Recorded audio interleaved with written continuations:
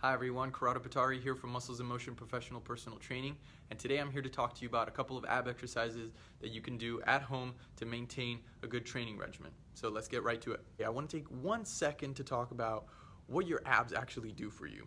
Your abs, along with the muscles of your back, are responsible for holding your spine stable while it experiences forces that may pull you forward or backwards or to either side. It allows us to maintain good posture. So when we go to do ab exercises, we want to provide a variety of stimuli that actually mimic the forces that the body experiences on a day-to-day basis. So with that in mind, let's go into our first exercise, which is going to be your typical crunch. So the main idea behind the abdominal crunch is that I'm holding my legs in a fixed position while I allow my spine to stay rigid as I move my trunk up and down. Now, some of you might be saying, well, I don't have this fancy bench to actually perform this exercise, and the nice thing about it is you actually don't need any sort of fancy equipment at all. If you have a couch or a frame, a bed frame, anything that you can slide your feet underneath to hold, like I said, your legs in a fixed position so that you can crunch up from the floor, that would be the exact same thing as performing it with the machine like I just showed you. You want to move with a controlled cadence, about 3 to 4 seconds on the upward phase, 3 to 4 seconds on the downward phase, and it can last anywhere between 30 seconds to 2 minutes. If you feel that the exercise is not challenging enough, well then you can always make it more challenging by either adding a weight that you can hold to your chest, like books, or maybe it's a gallon of water, maybe it's a medicine ball. Really anything will do as long as the resistance is progressing. So now that we've covered the abdominal crunch, this kind of front to back sagittal plane movement, let's talk about something that works more in the frontal plane, pulling us side to side. And an exercise that's going to be great for that is the loaded carry, or as sometimes we call it, the farmer's carry. So let me go ahead and demonstrate to you what that looks like, and then again we'll talk about what the benefits are and why it's working and how it's working. So why is the weighted carry a particularly good exercise for us to perform in order to strengthen the lateral aspects of our abs? Well, anytime that the body experiences a force pulling it to either side, the opposite side has to engage in order for us to maintain good posture. If I have a very heavy weight in my right hand pulling me down this way, the left side of my obliques have to contract in order for me to stay upright. So that's the kind of idea behind it. The good thing about the exercise also, especially for you at home, is it's extremely easy to replicate. You in fact don't need any sort of fancy equipment at all. Any sort of weighted resistance will do in this scenario. You can use a backpack full of books, you can use a bag of groceries, you can fill a suitcase with stuff. Literally anything will do as long as it's providing that resistance, pulling you to one side.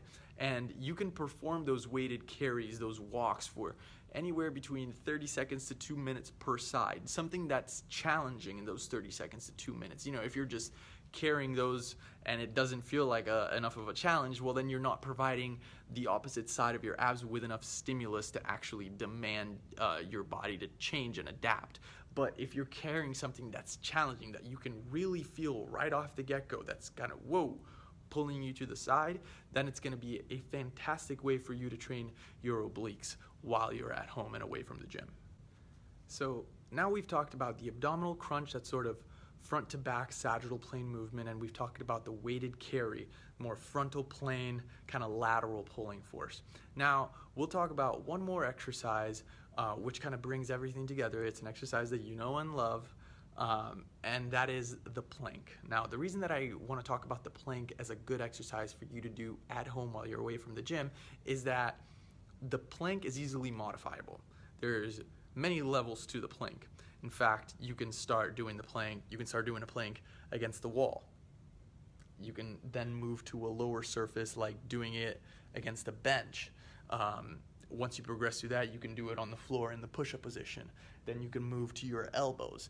If that gets too easy, you can add a weight, like a backpack, to provide a little bit more resistance. You can provide a little bit of instability through a large medicine ball, for instance, something that has a little bit of give as you're pressing against it, and that provides just another level of instability, another level of stimulus that your abs are gonna have to work against. But the nice thing is, in all of those cases that I described, is that your entire midsection has to be turned on at the same time in order for you to actually stay in that proper position.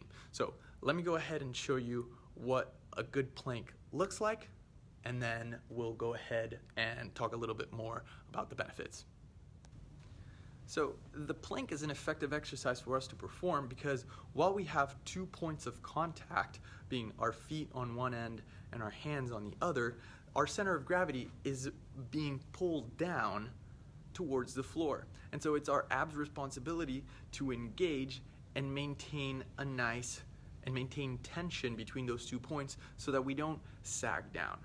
And like I said earlier, the nice thing about the plank is that it focuses on the entire midsection. It turns everything on at once, and it's easy to modify given your level of fitness. You can start at a more upright angle, like against the wall, and then gradually move your way down till you are basically parallel with the floor. If that position, the parallel with the floor, even that gets too easy, well then you can use you can add weights on your back. You can add instability by including a little bit of motion, like a slight rock back and forth. You can add an unstable surface, like I said earlier, like a large medicine ball, something that gives a little bit of instability to the hands. And again, this is one of those exercises that between 30 seconds to 2 minutes will provide a great stimulus for you to maintain, to stay on top of your ab routine while you're outside of the gym. So those 3 exercises that we talked about today, the abdominal crunch, the weighted carry, and the plank, are 3 great exercises because they allow us to work in different planes. They don't require a lot of special equipment. They're very easy to replicate at home, and they're also very easy to progressively overload with a little bit of extra weight here or there.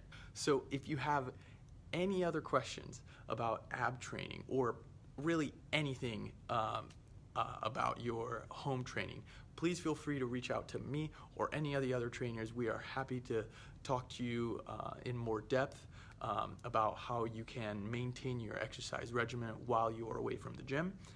You can reach me personally at Corrado at mymusclesinmotion.com. I hope to hear from you. I hope everybody's staying safe. We can't wait to have everybody back here. And yeah, I just hope to see you soon. Again, this has been Corrado from Muscles in Motion. See you later.